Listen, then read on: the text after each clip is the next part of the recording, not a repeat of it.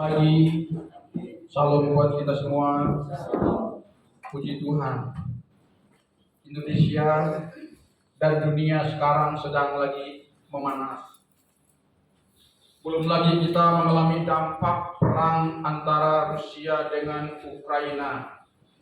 Indonesia sekarang sedang berperang dengan beberapa kelangkaan dari kebutuhan pokok kita, yaitu kita tahu bahwa kita sedang mengalami kelangkaan minyak goreng. Di samping kita sedang mengalami kelangkaan minyak goreng, kebijakan pemerintah juga sudah diputuskan bahwa BBM sudah ditetapkan naik sekian persen. Dengan kebijakan baru ini otomatis berdampak terhadap ekonomi kita, ya. Berdampak dengan daya beli kita, apalagi sedang berkecamuknya perang di Rusia dan Ukraina, di mana dua kekuatan dunia sedang berhadapan-hadapan, yaitu kekuatan Barat yang didukung Amerika dan NATO-nya berhadapan dengan kekuatan Rusia yang didukung oleh negara-negara pendukungnya. Ya. Inilah yang mungkin menyebabkan pertama bahan bakar minyak naik, karena kita tahu bahwa Rusia merupakan negara penghasil minyak yang juga cukup besar. Juga Rusia merupakan negara penghasil gas bumi yang memenuhi kebutuhan masyarakat Eropa. Nah, coba bayangkan bila perang ini tidak segera berakhir, bahkan diprediksi bisa menyulut perang dunia ketiga, maka tamatlah dunia ini. Kenapa saya katakan tamatlah dunia ini? Karena ketika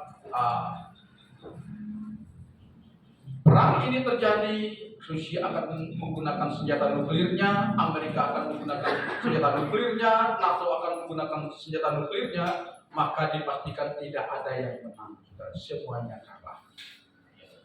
Populasi dunia akan mengalami penurunan. Dan kita berharap Indonesia tidak menjadi target bidikan dari salah satu negara yang memiliki senjata nuklir, sebab satu rudal nuklir saja diarahkan ke Indonesia akan mengalami dampak yang tidak bisa dibayangkan, saudara. Karena itu kita berdoa kepada Tuhan agar perang ini segera berakhir. Sebab kalau tidak segera berakhir, andai kata pun peluru nuklir, senjata nuklir tidak digunakan, tetapi itu berdampak kepada masalah ekonomi.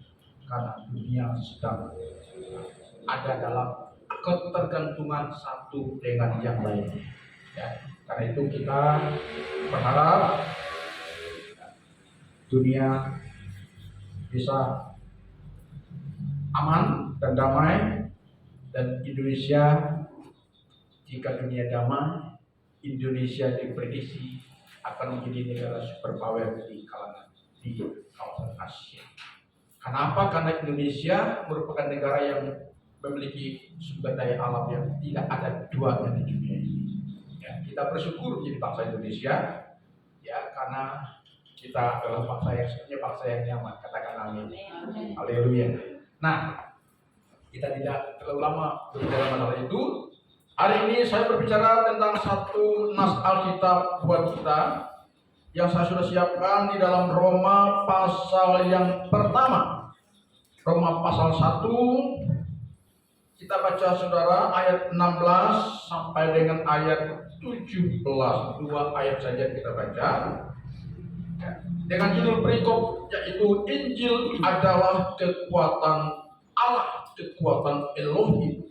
Sebab aku mempunyai keyakinan yang kokoh dalam Injil, karena Injil adalah kekuatan Allah yang menyelamatkan setiap orang yang percaya, pertama-tama orang Yahudi, tetapi juga orang Yunani.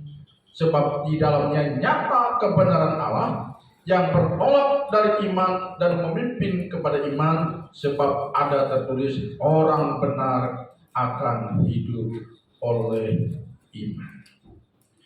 Tema kita hari ini adalah bagaimana kita hidup di dalam kekuatan Allah yang menyelamatkan itu.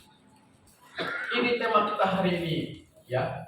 Sebab ketika Tuhan sudah menepati janjinya, Allah sudah menepati janjinya dengan mengutus Yesus ke dalam dunia ini, maka genaplah apa yang selama beribu tahun dipikirkan oleh Sang Penguasa hidup kita, bagaimana upayanya untuk menyelamatkan umat manusia yang sudah terjerumus ke dalam perbuatan dosa. Maka jadilah yang kita kenal, firman menjadi manusia dan ada di antara kita. Dan dialah yang kita kenal dengan nama Yesus Kristus, Juru Selamat dan Penebus dosa kita, yang lahir, yang kita rayakan pada bulan Natal, yaitu pada bulan Desember, yang kita rayakan kemenangannya sebentar lagi, karena hari ini kita sudah memasuki Advent pertama atau persiapan Prapaskah minggu pertama, di mana endingnya adalah setelah dia bangkit dari kematian, dia naik ke surga, dia duduk di sebelah kanan Allah, dan sekarang dia sedang menunggu orang-orang percaya untuk ada di dalam kebersamaan dengan dia. Karena dia sudah berkata, di mana aku berada, di situ pun kamu berada. Janganlah gelisah dan janganlah gentar hatimu. Percayalah kepadaku, kata Tuhan Yesus. Percaya juga kepada Bapa yang telah mengutus aku. Jadi kekuatan Allah yang menyelamatkan adalah manakala kita tetap connect, tetap terhubung dengan sumber kekuatan yang menyelamatkan itu, yaitu Injil. Siapa itu Injil? Injil merujuk kepada Yesus Kristus. Injil dalam bahasa Yunani adalah evangelion, yang kita dengan evangelis atau evangelis.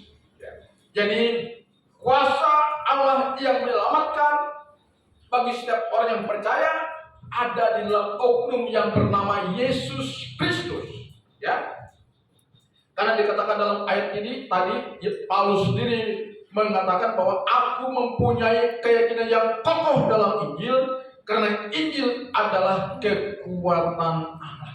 Kalau Injil adalah kekuatan Allah, dia sanggup melakukan perkara-perkara yang tidak sanggup dilakukan oleh manusia.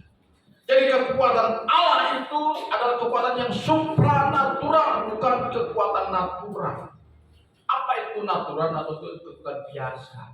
Supranatural itu adalah kekuatan yang luar biasa, yang tidak yang kadang-kadang, bukan kadang, bertentangan dengan hukum Allah. Itu yang disebut dengan kekuatan supranatural. Saya membaca, melihat di media ada disiarkan melalui YouTube bahwa tentara Ukraina menyaksikan bagaimana dia mengalami kekuatan Allah yang menyelamatkan. Ketika mereka diberondong oleh senjata-senjata canggih Rusia, tetapi kok mereka aman katanya, ya. Tentara Rusia tidak melihat mereka, tapi mereka bisa melihat tentara Rusia. Ada kesaksiannya di YouTube, saudara. Kenapa? Ukraina itu tidak salah saya 70% itu Kristen, ya, dan Katolik. Jadi tentara-tentara Ukraina mereka berdoa kepada Tuhan, meminta pertolongan kepada Tuhan, dan betul apa yang pernah dialami oleh pasukan Israel pada zaman dahulu dialami juga oleh pasukan Ukraina yang sekarang sedang berperang. Dia menyaksikan bahwa tentara Rusia tidak melihat mereka, dan mereka bisa melihat tentara Rusia, sehingga mereka dengan aman, dengan tenang menembak tentara Rusia. Salah satu jenderal pemimpin perang Rusia juga mati ditembak oleh sniper dari tentara Ukraina. Kalau kita lihat, saudara-saudara, tidak masuk akal. Sementara Presiden Putin, Presiden Rusia, mengatakan targetnya 72 jam Ukraina ditaklukkan dikuasai oleh tentara Rusia. Tapi kenyataannya hari ini telah memasuki hari yang ke-10.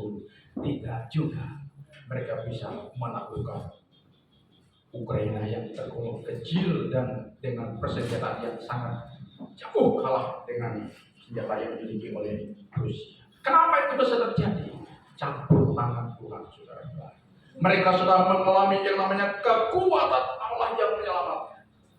Jadi kekuatan Allah yang menyelamatkan ini, saudara, tidak hanya berlaku ketika kita mati dan masuk surga bersama dengan Tuhan Yesus, tapi kekuatan Allah yang menyelamatkan yang hanya ada di dalam Yesus Kristus juga itu bisa berlaku ketika kita masih ada di dalam dunia ini. Percayalah, saudara-saudara. Kita tahu kita sedang hidup di penghujung zaman, saudara. Ada banyak hal yang bisa membuat hidup kita menjadi takut, khawatir, cemas, bingung. Bagaimana nanti masa depanku, bagaimana nanti masa depan generasiku, bagaimana nanti masa depan anak-anak. Ini memang pikiran manusia. Tetapi jika kita tetap ada di dalam kuasa Allah yang menyelamatkan ini, maka kami sebagai hamba Tuhan hendak mengingatkan kita tidak perlu khawatir dengan keadaan yang sedang terjadi. Jika kita tetap connect dengan Yesus, tetap terhubung dengan Yesus melalui iman kita, percayalah kita akan mengalami yang namanya proteksi, perlindungan, penjagaan, pembelaan Tuhan kepada kita. Katakan amin. Kalau Paulus saja berani berkata, aku mempunyai keyakinan yang kokoh dalam Injil, karena Injil adalah kekuatan Allah yang menyelamatkan. Yang menyelamatkan. Pertama-tama, apa di sana dikatakan? Orang Yahudi, orang Indonesia, kita semua saudara-saudara. Tetapi ingat, untuk kita bisa mengalami kekuatan Allah yang menyelamatkan, itu modal dasarnya adalah apa?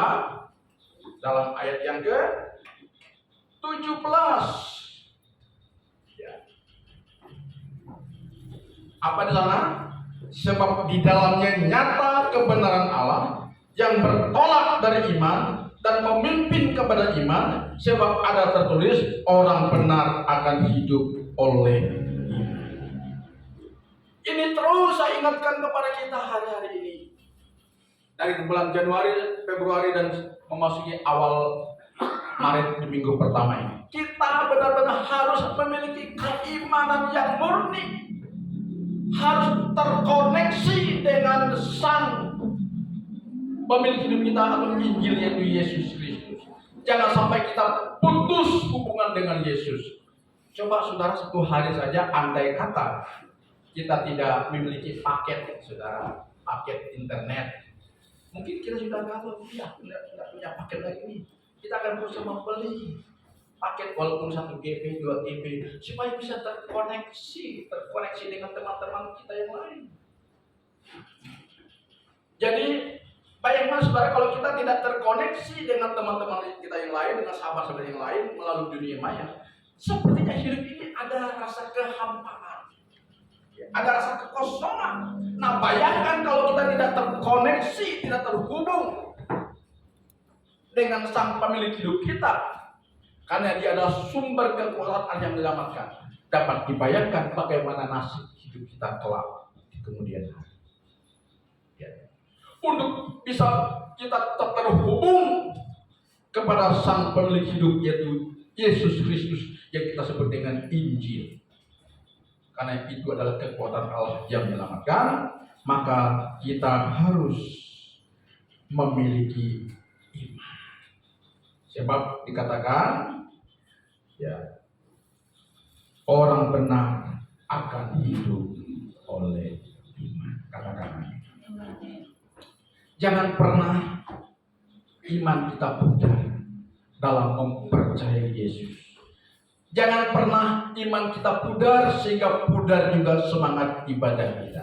Jangan pernah kita memiliki iman yang pudar sehingga pudar pula doa kita. Jangan pernah kita memiliki iman yang pudar sehingga pudar pula pujian kita, penyembahan kita. Jangan pernah kita memiliki iman yang pudar sehingga pudar pula semangat kerohanian kita. Jangan pernah kita memiliki iman yang pudar sehingga pudar pula semangat kebersamaan kita dengan orang-orang percaya. Karena tidak ada hidup yang lebih baik jika pertama kita tetap memiliki iman, terkoneksi dengan Tuhan Yesus. Yang kedua, kita tetap terhubung dengan orang-orang percaya lainnya, ada dalam komunitas orang percaya, dan hidup yang lebih baik adalah hidup di mana kita tetap menjalani kehidupan nyata kita dengan keimanan, dengan mata yang tertuju kepada Yesus Kristus. Tadi lagu mengatakan, kalau ku hidup bagimu, hatiku tetap menyembahmu. Dunia tak bisa menjauhkanku dari kasihmu. Selama ku hidup bagimu, mataku tetap memandangmu. Dunia tak bisa menjauhkanku dari kasihmu. Jadi lagu ini dikarang oleh seorang Tuhan yang sudah mengerti tentang prinsip hidup dalam keimanan. Orang benar akan hidup oleh iman. Jika kita hidup oleh iman, dan melalui iman kita lah kita tetap terhubung dengan Yesus, terkoneksi dengan Yesus, sang kekuatan Allah yang menyelamatkan kita, sehingga ketika kita menjalani realitas kehidupan kita, dengan hati kita tetap menyembah kepada Yesus, dengan mata kita tetap memandang kepada Yesus, dengan hati kita tetap menyembah kepada Yesus, iman kepada Yesus, mempercayai Yesus sebagai kekuatan Allah yang akan terus menopang hidup kita, membela hidup kita, memelihara hidup kita. Kita tidak perlu khawatir akan apa yang terjadi. Percayalah, kekuatan Allah itu menjadikan kita aman di dalam hidup. Katakan amin. Haleluya. Ya. Jadi dikatakan di sana, ya, kita harus hidup dalam iman dan memimpin kepada iman. Jadi iman inilah dasar dari segala sesuatu untuk kita memulai seluruh aktivitas kita di keseharian. Jadi iman merupakan poros kehidupan. Jika kita sudah keluar dari poros kehidupan, iman kepada Yesus, itulah titik rentang kita, saudara-saudara. Ya. Jangan pernah kita keluar atau beranjak dari poros kehidupan. Ya. Kalau kita keluar dari poros hidup, iman kepada Yesus Kristus, tidak ada jaminan yang pasti di sana. Karena Tuhan berkata, kekuatan Allah itu akan berikan kita. Katakan amin. Kita tidak perlu takut goncangan ekonomi. Kita tidak perlu takut kelangkaan bahan minyak goreng. Kita tidak perlu takut dengan kenaikan harga-harga. Percayalah, kuasa penyelamatan Tuhan akan Tuhan nyatakan kepada kita, orang-orang yang tetap terkoneksi dengan Dia. Katakan amin. Karena prudensial kita adalah Yesus Kristus. Prudensial kita bukan kepada asuransi prudensial. Karena sekarang asuransi prudensial banyak mengejarkan orang, banyak menipu. Tapi kalau prudensial kita adalah Yesus, Dia tidak akan pernah mengejarkan kita. Katakan amin. Karena itu mari hari ini kami ingin mengingatkan kita. Di tahun 2020 ini kita semakin solid, kita semakin radikal. Radikal bukan berarti radikal seperti Islam radikal, tapi kita radikal dalam hal keimanan. Katakan amin. Hati-hati saudara-saudara. Saya ulangi lagi, kalau kita sudah meninggalkan atau bergeser dari poros kehidupan, di sanalah sumber segala masalah akan terjadi dalam hidup kita. Tetapi kalau kita tetap ada dalam poros kehidupan, mata hati tertuju kepada Yesus. Karena orang benar kata Tuhan hidup oleh iman dan terus dipimpin kepada iman. Dan itulah hidup yang mengindahkan, hidup berkemenangan, hidup yang tanpa takut. Katakan amin. Karena kita percaya jaminan kita ada di dalam Yesus Kristus. Yang kita katakan amin. Mari kita berdiri. Amin. Kita menyanyi lagi.